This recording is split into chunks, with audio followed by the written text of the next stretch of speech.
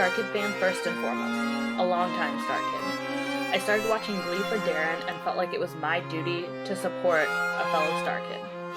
For the first few episodes, I watched exclusively for Darren, then started falling onto the Klaine bandwagon. There's a stigma on Broadway message boards that all Hollywood actors are stuck up and second-rate compared to Broadway actors, so I didn't want anything to do with Chris. However, once I fell in love with Kurt the character, I then fell in love with Chris the actor. I started watching Glee in season 1 and was more obsessed than the average viewer, but didn't join the online community until mid-season 2.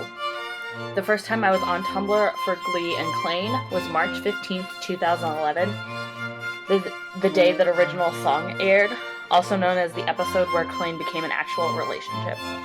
I don't really remember how it happened, just that once I was in the fandom, I never wanted to leave. I've been in several online fandoms before, but Glee and Klaine is definitely the biggest, and I think that's because of Tumblr. The site is perfect for fan communities to interact.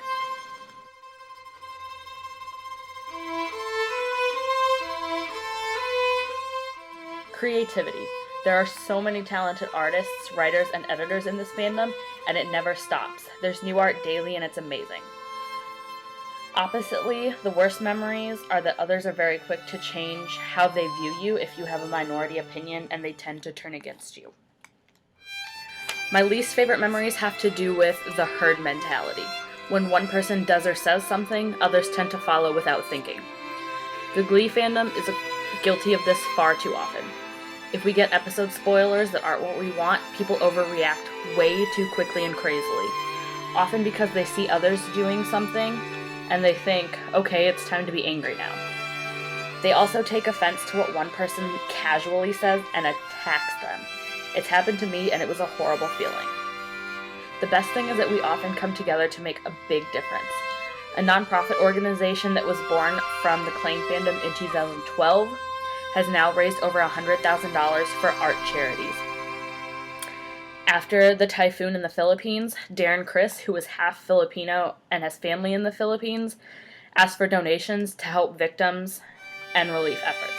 We raised over $100,000 in 3 days, and I think that's an amazing feat.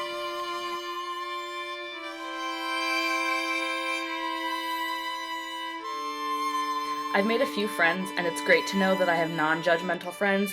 Even if they're on the other side of the world, I know they'll listen to me. We're always there for each other because we all have similar interests and have become friends in a very different way. I've made several friends through Tumblr, but only 2 I share a really strong bond with. They're strong because being online friends only gives a big sense of security.